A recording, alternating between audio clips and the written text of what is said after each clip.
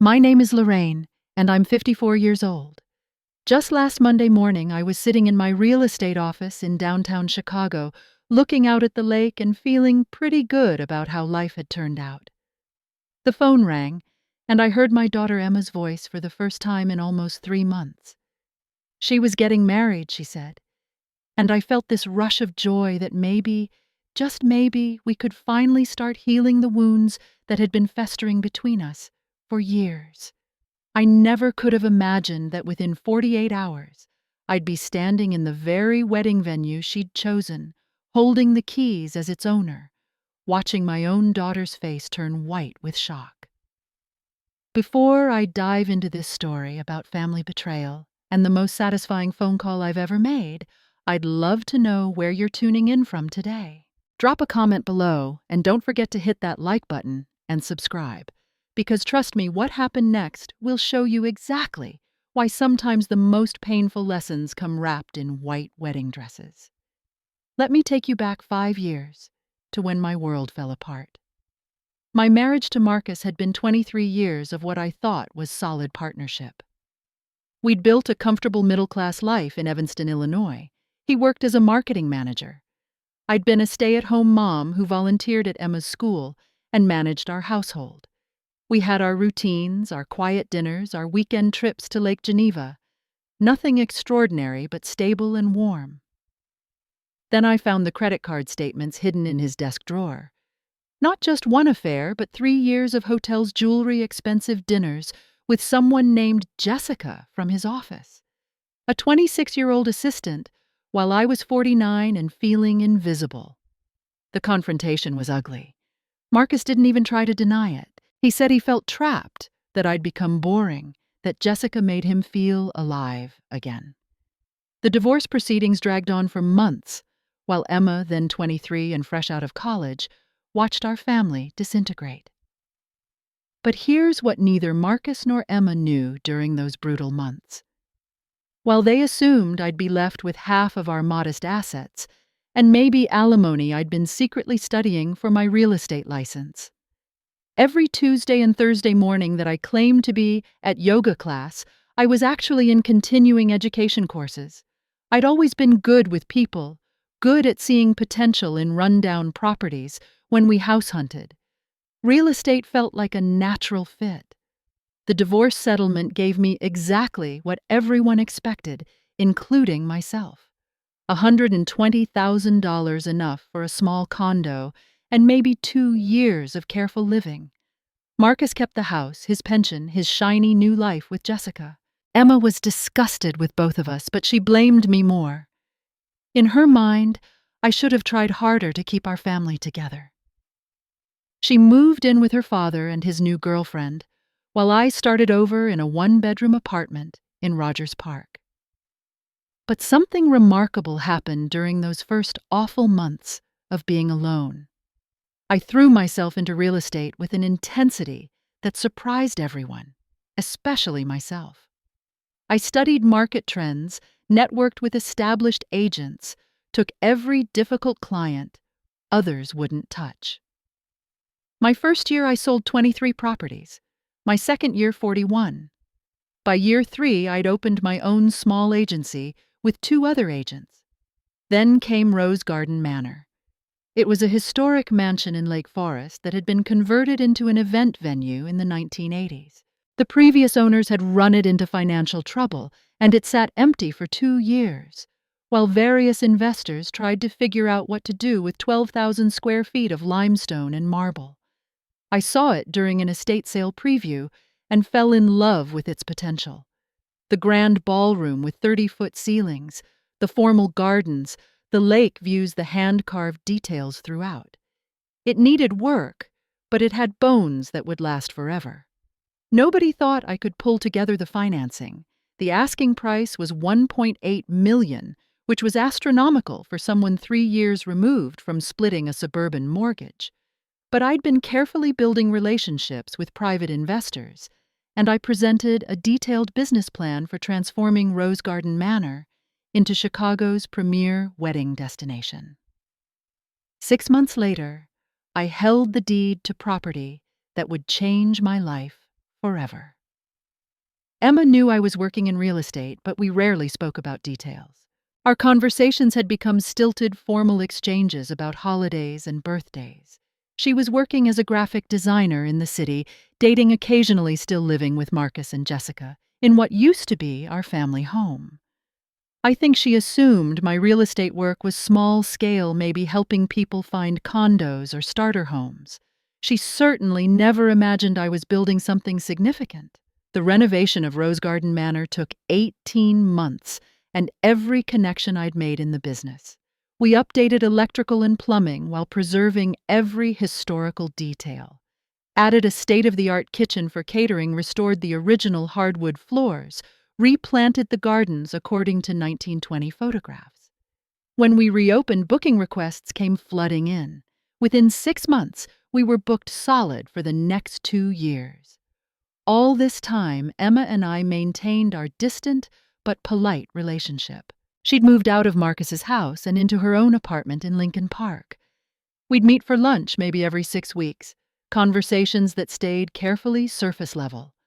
She talked about work projects and friends. I talked about the weather and current events. Neither of us mentioned Marcus or the divorce, or why our mother-daughter bond had become so fragile.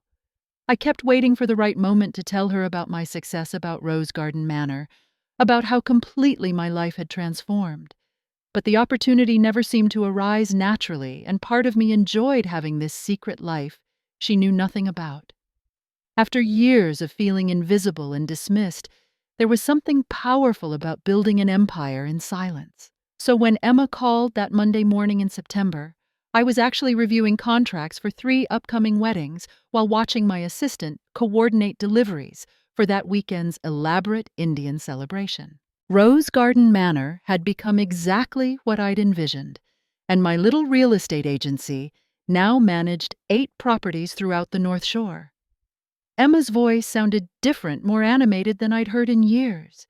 She was engaged to David Richardson, she announced, and they'd set a date for early November. Just 6 weeks away, which seemed rushed, but she explained they'd found their perfect venue and wanted to grab the date before someone else did.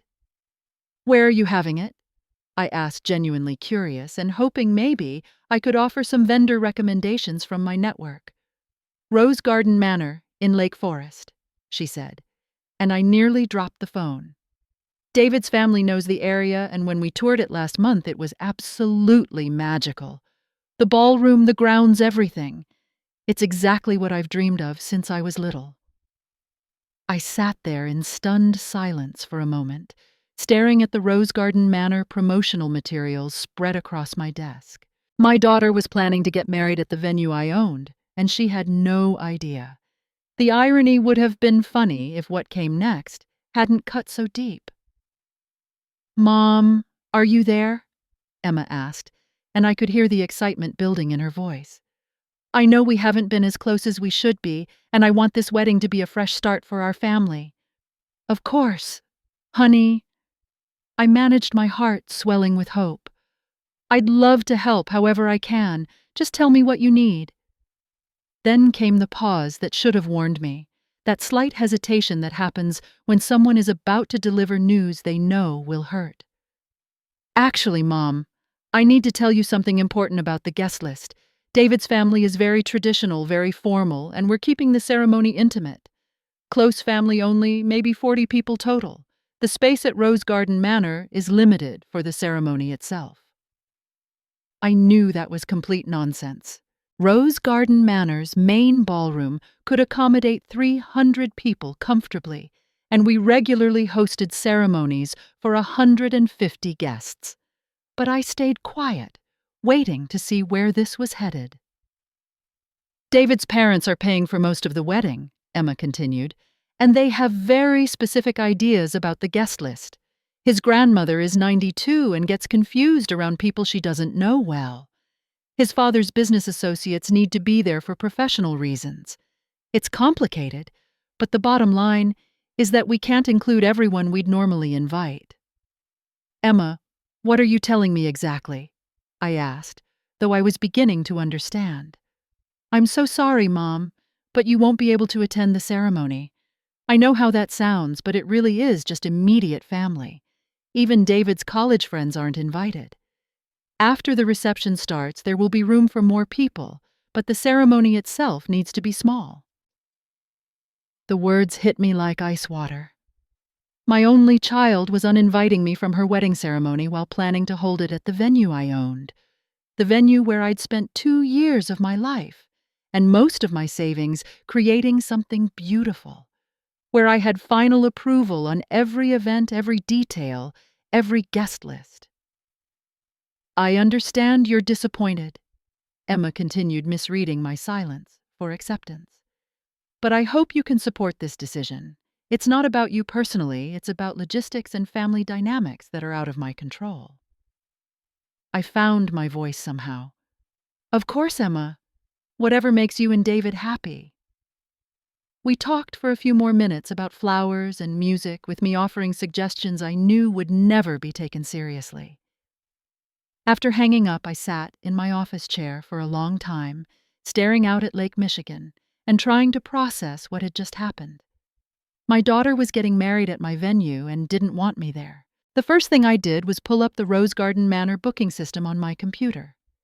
There it was.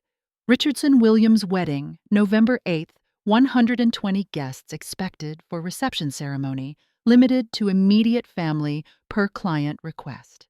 The event coordinator had noted specific instructions about vendor access and setup timeline, but there was no mention of the venue owner being excluded from attendance. I called down to Jennifer, our event coordinator, and asked her to send me all the details on the Richardson wedding. Within minutes, I had contracts, guest list estimates, catering preferences, and vendor contacts. David Richardson's family was listed as primary contact with Emma as secondary. Neither had mentioned any connection to me. Over the next few days, I found myself obsessing over the details. I researched David Richardson's background through social media and professional networks. He worked as a financial analyst for a mid-sized firm downtown, lived in a nice but not spectacular apartment in River North, drove a 3-year-old Honda Accord. His parents lived in Winnetka, his father was a dentist, his mother taught high school chemistry. Comfortable upper-middle-class family, but hardly the sort of influential dynasty that would require complex social navigation. I also noticed something interesting in Emma's social media activity. She'd been posting regularly about wedding planning, sharing photos of dress shopping and venue tours. In several posts, she mentioned being excited about her dream venue and how lucky they were to book Rose Garden Manor on short notice. She'd even posted a photo of herself in the ballroom, arms outstretched with the caption, "6 weeks until I say I do," in this fairy tale setting. But nowhere in any of her posts did she mention family complications or limited guest lists. Instead, she shared photos from bridal showers with 25 women, engagement parties with David's extended family and college friends, and tagged dozens of people with comments like, "Can't wait to celebrate with you in November." The more I dug, the more obvious it became that this wasn't about space limitations or elderly relatives. Emma had specifically chosen to exclude me while including everyone else she cared about. The venue restrictions were an excuse and not a particularly creative one. I scheduled a meeting with Jennifer to review all the Richardson wedding details. She walked me through their requests, a string quartet for the ceremony cocktail hour, in the garden room plated dinner for 120 people, open bar until midnight, specific lighting for photographs. Everything sounded like a standard Rose Garden Manor celebration. Nothing that would require unusual space limitations. "Have they mentioned any particular concerns about the ceremony setup?" I asked, trying to sound casual. "Not really," Jennifer replied, checking her notes. "The bride did ask that we not mention the venue owner during any vendor meetings. She said they prefer to handle all communication directly with our staff, not involve ownership in day-to-day planning." That detail hit me like a physical blow. Emma had specifically requested that I not be involved in her wedding planning at my own venue. She wasn't just excluding me from attendance. She was trying to erase my presence entirely from her special day. I managed to keep my composure during the meeting, but that night I sat in my condo with a bottle of wine and let myself cry for the first time since the divorce. All those years of building my business, creating something beautiful, proving that I could survive and thrive on my own, and my daughter wanted to celebrate the most important day of her life in my space, while pretending I didn't exist. By Thursday, I'd moved past grief and into the research phase that had always been my strength in real estate. I needed to understand exactly what I was dealing with before deciding how to respond. I started with the guest list. Jennifer had mentioned that while the ceremony was supposedly limited, the reception was planned for 120 people. I asked her to send me the preliminary seating chart that David's family had submitted, claiming I needed to review capacity allocations for fire safety purposes. The guest list told me everything I needed to know. Marcus was included along with Jessica, who was now his wife of 2 years. Emma's college roommates were there, her co-workers, David's extended family, including cousins and family friends, his college fraternity, brothers, neighbors, distant relatives I'd never heard of. Even Marcus's brother from California, who'd only met Emma a handful of times, was invited with his entire family. But no Lorraine Williams, not for the ceremony, not for the reception, not for any part of the celebration. I called Sarah, my former neighbor, and one of the few people who'd maintained relationships with both Emma and me after the divorce. I didn't reveal what I was really calling about, just mentioned that I'd heard Emma was getting married and felt sad about our distance. "Oh, honey," Sarah said, "I've been wondering if you knew. I got my invitation last week, and when I didn't see your name anywhere, I wondered what was going on." "You're invited to the wedding?" I asked, trying to keep the hurt out of my voice. "To everything. Ceremony, reception, the whole celebration. I mean, I barely know David. I've met him maybe twice at neighborhood barbecues. But Emma specifically mentioned how excited she was to have all of Marcus's and her childhood connections there." That conversation confirmed what I already suspected, but didn't want to believe. This wasn't about space or logistics or difficult in-laws. Emma had made a deliberate choice to include everyone from our old neighborhood, our former life, except me. I spent Friday morning driving past the house where Emma grew up, where Marcus still lived with Jessica. The flower beds I'd planted 20 years ago were overgrown. The front porch that Marcus and I had rebuilt together needed painting. I thought about all the dreams Emma and I had shared about her future wedding conversations that started when she was 8 years old and continued through high school. She'd always wanted a garden ceremony, a ballroom reception, dancing, until midnight. She was getting exactly that in a venue I'd created specifically to make such dreams possible. But she'd rather pretend I didn't exist than share the day with the woman who'd given birth to her, raised her, and ultimately provided the perfect setting for her celebration. That evening, I made a decision. I called Jennifer and scheduled a site visit at Rose Garden Manor for Saturday afternoon, claiming I needed to inspect some maintenance issues before the busy wedding season continued. Saturday afternoon, I stood in the Rose Garden Manor ballroom and tried to imagine my daughter's wedding taking place in 6 days without me. The space looked spectacular as always. Sunlight streamed through the tall windows, casting patterns across the polished marble floors. The crystal chandeliers Jennifer's team had installed during the renovation caught the light and threw rainbows across the cream-colored walls. I walked through the ceremony area. Emma had chosen the garden room that opened onto our restored rose garden. In November, the roses would be dormant, but we'd planned to supplement with seasonal flowers and elegant lighting. The setup could easily accommodate 60 ceremony guests, which made Emma's claims about space limitations even more insulting. The catering kitchen was already prepping for weekend events, and I chatted with our head chef about the Richardson menu selections. Apparently, Emma had chosen the filet mignon and salmon option, the same combination I'd selected for my own wedding 24 years earlier. The irony wasn't lost on me. I spent an hour walking through every space Emma would use next weekend. The bridal suite where she'd get ready with its floor-to-ceiling mirrors and private balcony overlooking the lake. The cocktail area where her guests would gather for photos. The ballroom where she'd dance with David for the first time as husband and wife. And everything was perfect exactly as I'd envisioned when I first saw Rose Garden Manor's potential. But instead of feeling proud that my daughter had chosen my venue for her special day, I felt hollow.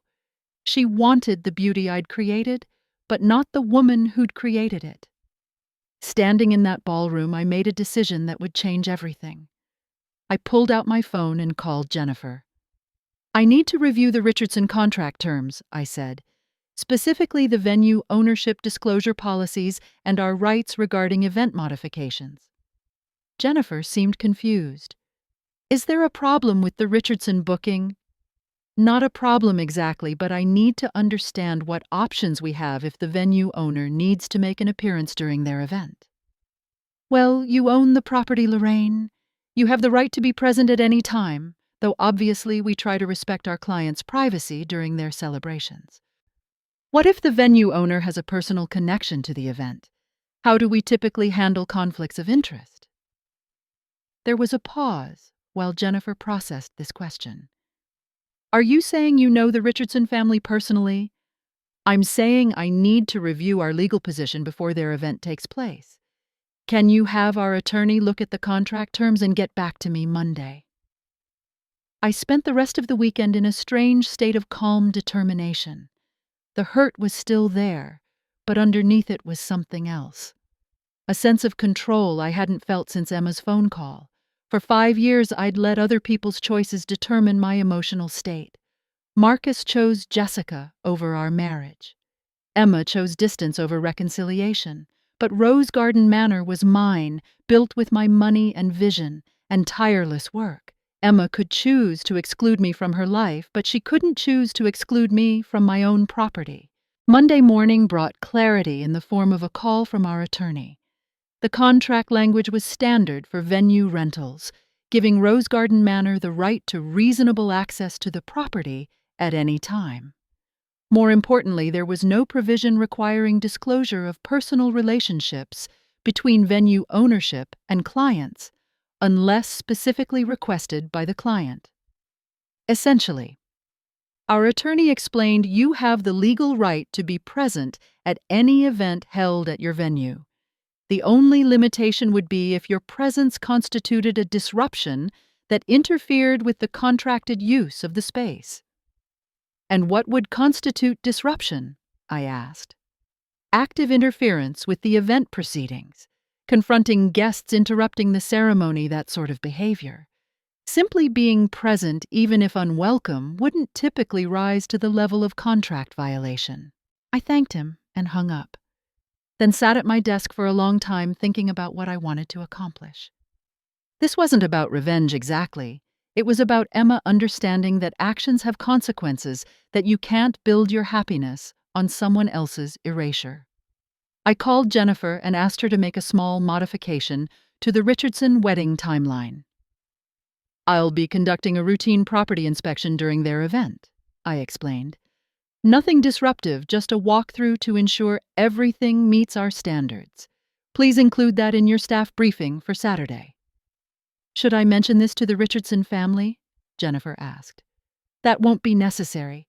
As the attorney confirmed, routine property inspections are within our standard operational rights."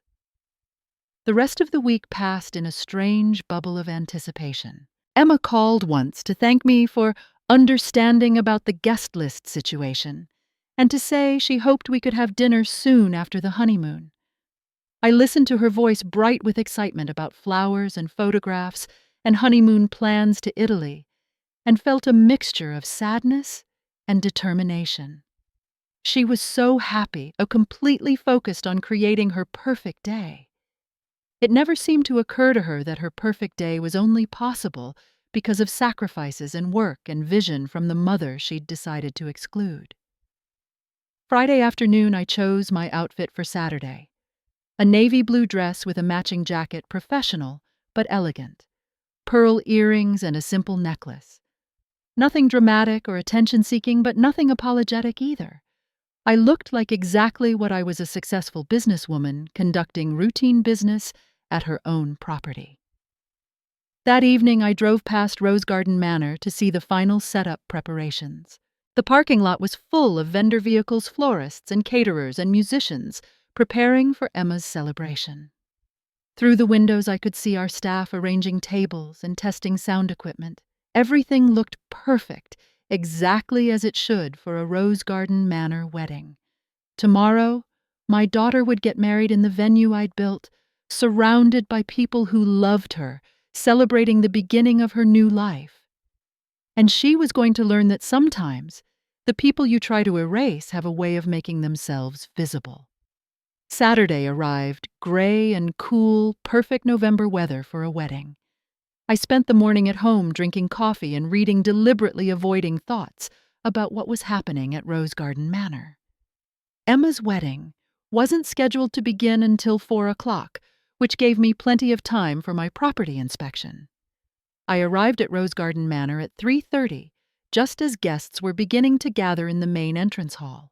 I parked in my designated spot near the service entrance and walked through the kitchen area, greeting staff and checking on final preparations. Everything looked flawless as always.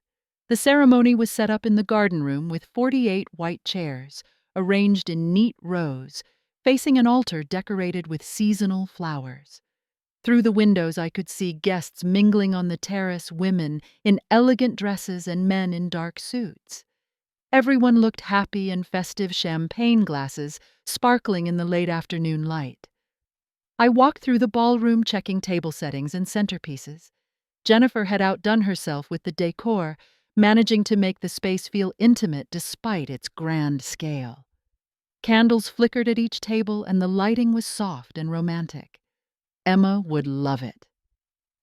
At 10 minutes to 4, I positioned myself in the back corner of the garden room, behind the last row of ceremony seating. I had a clear view of everything, while remaining as unobtrusive as possible.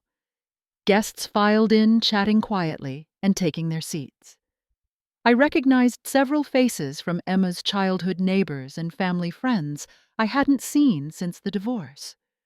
Marcus entered with Jessica, both dressed formally and looking comfortable in the elegant setting. He'd aged well, I had to admit. Gray at the temples now, but still the man I'd fallen in love with 25 years earlier.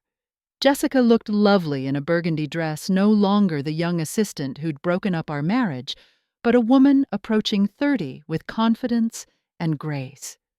David's family took their seats in the front rows, his parents beaming with pride. His grandmother, who supposedly required such careful management, looked alert and happy, greeting other guests warmly.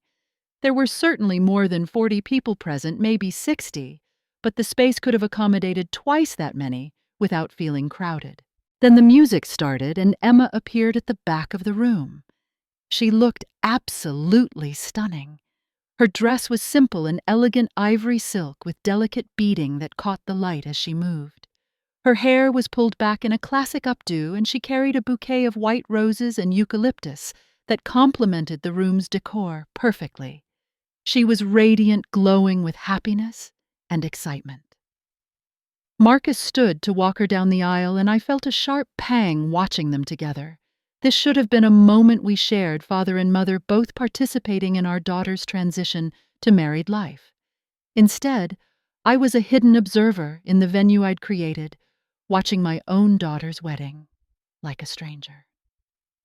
The ceremony was beautiful and traditional. Emma and David exchanged personal vows that brought tears to several guests' eyes. David's voice shook slightly as he promised to love and protect Emma for the rest of their lives. Emma spoke about finding her soulmate and building a future filled with adventure and security. When they kissed as husband and wife, the room erupted in applause and happy tears. Emma's smile was brilliant, pure joy lighting up her entire face. Whatever else had happened between us, she was genuinely happy, and that mattered more than my hurt feelings. As guests began moving toward the cocktail reception, I stayed in my corner watching Emma receive hugs and congratulations from everyone she'd chosen to include in this moment. She looked around the room with obvious satisfaction, clearly delighted with how everything had turned out. Then our eyes met across the room, and her expression changed completely. The smile froze on her face. Her eyes widened with shock, and something that might have been fear. She said something to David, who followed her gaze and looked equally confused. Emma began walking toward me, her face pale beneath her carefully applied makeup. "Mom," she said when she reached me, her voice barely a whisper. "What are you doing here? How did you even get in?" "Hello, Emma," I said calmly. "You look absolutely beautiful. Congratulations on your wedding." "I don't understand," she said, glancing around to see if anyone was watching us. "This is a private event. You can't just show up here uninvited." "Actually," I said, reaching into my purse for the folder I'd brought, "I can. Would you like to know why?" I handed her the property deed for Rose Garden Manor, along with the business registration documents and insurance certificates that clearly showed Lorraine Williams as sole owner and operator. Emma stared at the papers for a long moment, her face going from pale to completely white.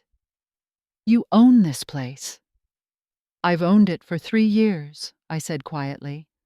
"I bought it, renovated it, and built it into what you see today. This venue that you chose for your perfect wedding, I created it." David had joined us now, looking confused and concerned. "Emma, what's going on?" "My mother," Emma said, her voice shaking, "apparently owns Rose Garden Manor." David's eyebrows shot up. "Your mother owns this place? The mother who couldn't come to our wedding because of space limitations?" "Yes," I said, looking directly at David. "The same mother who was told this venue could only accommodate immediate family, while apparently having room for 60 guests, including distant relatives and family friends." Emma's eyes filled with tears. "Mom, I can explain." "Can you?" I asked. "Because I've been trying to understand for 6 days why my daughter would choose to get married at the venue I own, while specifically excluding me from the celebration. I've been trying to understand why you'd lie about space limitations while inviting neighbors I haven't spoken to in years." Several guests had noticed our intense conversation and were starting to look our way. Emma glanced around nervously, clearly aware that her perfect wedding was beginning to attract uncomfortable attention. "We need to talk privately," Emma said. "Not here, not now." "When then?" I asked. "When were you planning to tell me you'd chosen my venue for your wedding? When were you planning to acknowledge that your dream setting exists because I created it?" David stepped forward, clearly trying to diffuse the situation. "Mrs. Williams, I had no idea about any of this. Emma told me you couldn't attend because of family complications." "What kind of complications, David?" I asked. "I'm curious what story Emma told you about why her own mother couldn't be present at her wedding." Emma was crying now, her carefully applied makeup beginning to run. "Please don't do this here. Please don't ruin my wedding day." "I'm not here to ruin anything, Emma. I'm here to understand how we got to this point. How my daughter could stand in the ballroom I designed, surrounded by gardens I planted, celebrating in a space I built with my own money and vision while pretending I don't exist." The confrontation was drawing more attention now. Marcus had noticed the commotion and was walking over, his face creased with concern. Other guests were whispering and looking our way, the festive atmosphere beginning to shift toward uncomfortable drama. "What's happening here?" Marcus asked, reaching our small group.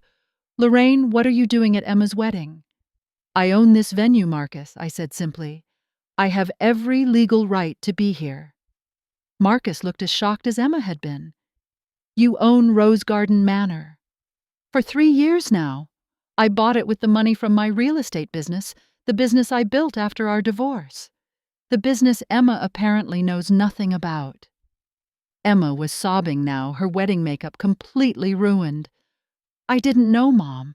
I swear I didn't know you owned this place. When we booked it, I had no idea." "But you did know I was your mother when you decided not to invite me," I said. "You knew exactly who I was when you told me there wasn't room for me at your wedding." David looked stricken. Emma, you told me your mother couldn't come because she was difficult about guest lists, that she'd tried to invite people who weren't welcome. That's not true, Emma said quickly. I never said that. Actually, you did, David said quietly. You said she was still bitter about the divorce and would cause problems with your father and Jessica. I felt a wave of fury so intense it took my breath away. Is that what you told him, Emma? That I'm bitter and difficult, that I would cause problems at your wedding?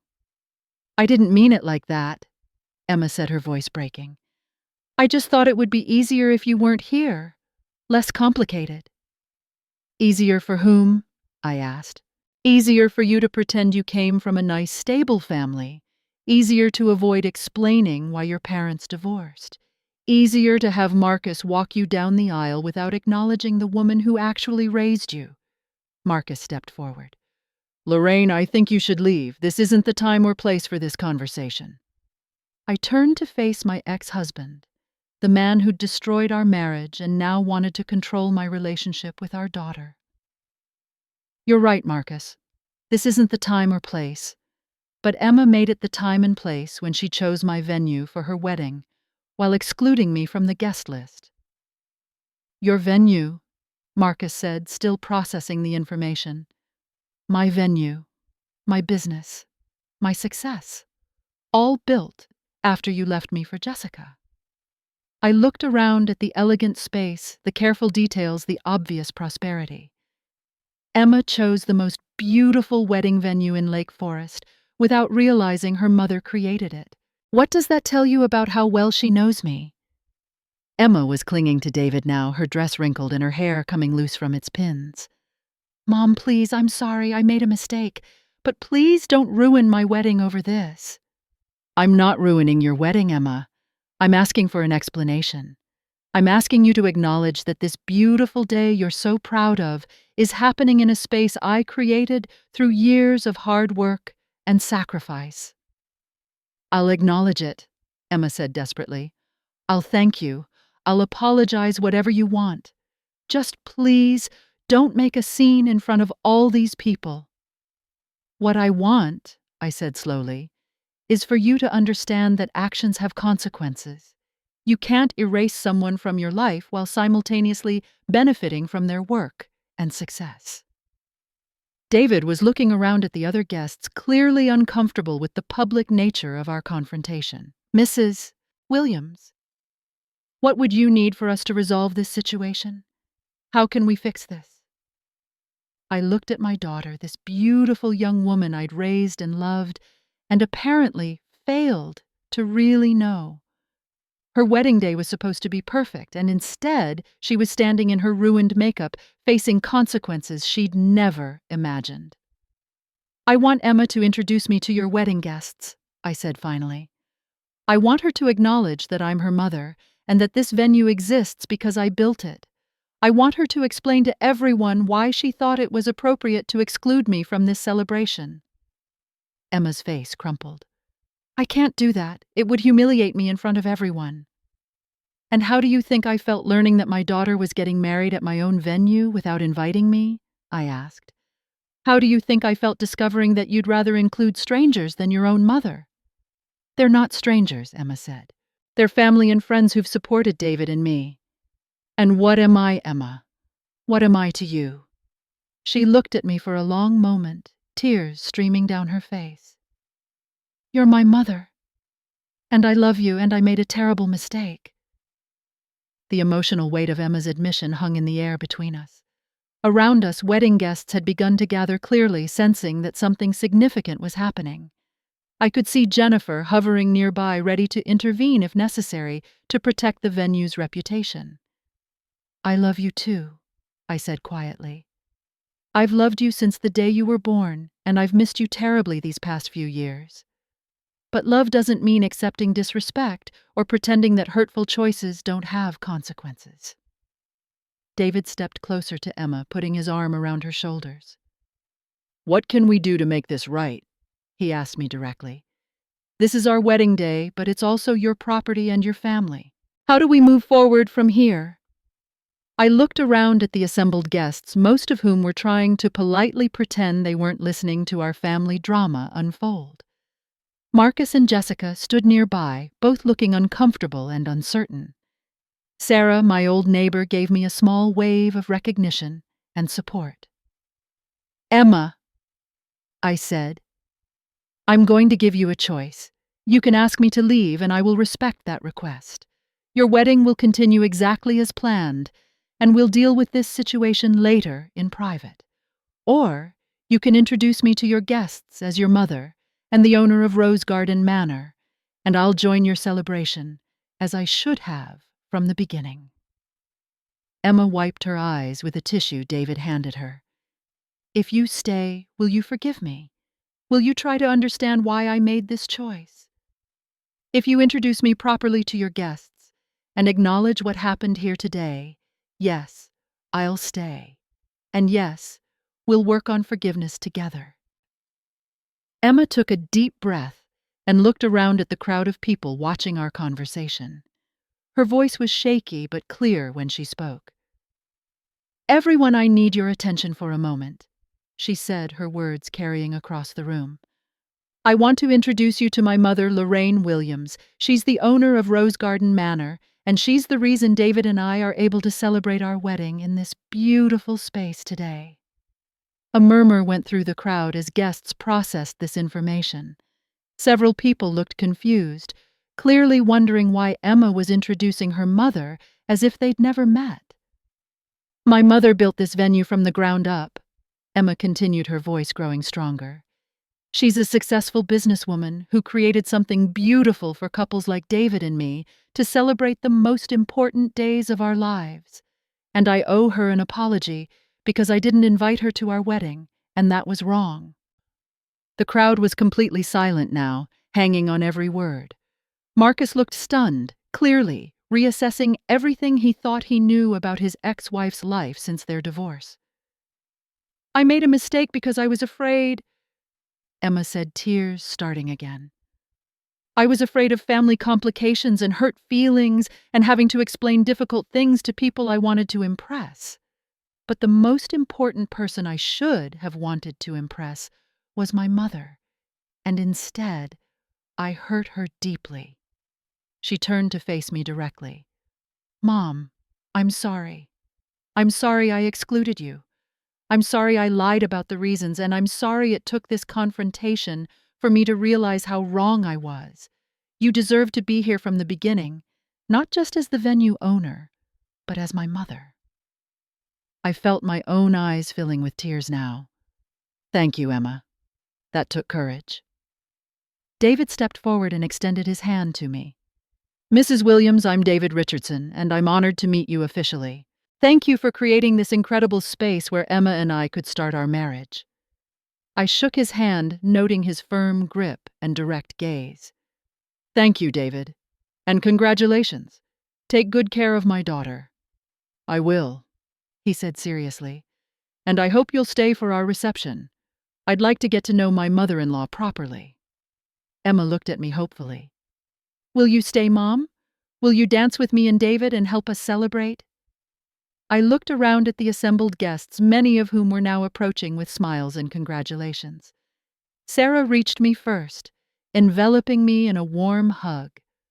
"I should have known you'd end up owning the fanciest venue in Lake Forest," she said with a laugh. "You always did have better taste than the rest of us." Even Marcus approached, looking sheepish and uncertain. "Lorraine, I had no idea about any of this. About the business, about Emma's decisions, about any of it." "A lot has changed since our divorce, Marcus," I said simply. "I've changed." "Obviously," he said, looking around at the elegant space. "This is incredible. You should be proud." "I am proud," I said. "And now I'd like to be proud of my daughter, too." Emma took my hand and he squeezed it. "I want to start over, Mom. Not just tonight, but everything. I want to know about your business and your life and all the things I should have been paying attention to." "We'll have time for all of that," I assured her. "But right now you have a wedding reception to enjoy, and I have a celebration to attend." As guests began moving toward the ballroom for dinner, Emma walked with me, still holding my hand. "Mom, can I ask you something? When you found out I'd booked Rose Garden Manor, why didn't you just tell me you owned it? Why let it get this far?" I considered her question carefully. Because I needed to understand who you'd become, Emma. I needed to see if you'd grown into someone who could exclude her mother from the most important day of her life. And I needed you to see the consequences of that choice. What if I hadn't apologized? What if I'd asked you to leave? Then I would have left, I said honestly. And we probably wouldn't have spoken again for a very long time. But you made the right choice, sweetheart. You chose honesty and courage over comfort and image management. Emma stopped walking and turned to face me fully. I don't want to be the kind of person who makes choices based on image management. I want to be the kind of person who's proud of her mother and grateful for everything she's accomplished. Then that's who you'll be, I said, reaching up to smooth a strand of hair that had escaped from her updo. Starting today. As we entered the ballroom together, I felt something I hadn't experienced in years. The satisfaction of standing beside my daughter as an equal, not as someone seeking approval or acceptance, but as someone who had earned respect through her own efforts and achievements. The evening that followed was everything a wedding reception should be. Emma and David's first dance was beautiful, and when the band invited parents to join them, Emma specifically asked me to dance with them instead of the traditional father-daughter dance. "I want to dance with both my parents," she announced to the room, "but especially with my mother, who gave me life twice, once when she brought me into this world, and again when she created this magical place where David and I could start our life together." As we swayed to the music in the ballroom I'd renovated with my own hands, I felt the fractures in our relationship beginning to heal. Not completely and not without scars, but genuinely and with hope for something better ahead. The confrontation had been painful for both of us, but it had also been necessary. Emma needed to understand that love requires respect, that family relationships can't survive on assumptions and convenient distance. And I needed to understand that sometimes the people we love most need dramatic lessons before they can see clearly. When the evening finally ended and the last guests had said their goodbyes, Emma found me on the terrace where I was watching Jennifer's team begin the cleanup process. "Thank you for staying," she said, settling into the chair beside me. "And thank you for not giving up on me, even when I gave up on you." "I never gave up on you, Emma," I said. "I just learned to build a life that didn't depend on your approval." "I like this version of you," she said with a small smile. "Strong and successful, and not apologizing for taking up space." "I like this version of you too," I replied, honest and brave enough to admit mistakes. We sat together in comfortable silence for a while, watching the lights reflect off the lake and listening to the sound of staff cleaning up after a successful celebration. "Mom," Emma said finally, "I want to learn about your business. I want to understand what you've built here, and maybe find ways to be part of it if you'd let me." "I'd like that," I said. "I'd like that very much." My daughter's wedding day hadn't gone according to anyone's plan, but it had ended exactly as it should have, with truth, with forgiveness, and with the promise of something better ahead. Sometimes the most important lessons come wrapped in white wedding dresses and delivered in the venues we build with our own hands. Sometimes the people who try to erase us end up needing us most of all. And sometimes, if we're brave enough to demand the respect we deserve, we discover that love and success can coexist beautifully in the spaces we create for ourselves and others. Have you ever had to stand up to someone you love who was taking you for granted? How did you find the courage to demand better treatment while still keeping the relationship intact? I'd love to hear your thoughts in the comments below. If this story resonated with you, please give it a like and share it with someone who might need to hear about the importance of setting boundaries with family members. Don't forget to subscribe for more stories about resilience, family relationships, and the unexpected ways our lives can transform when we refuse to accept less than we deserve. Thank you for listening to my story. And remember that sometimes the most loving thing you can do is refuse to be invisible in your own life.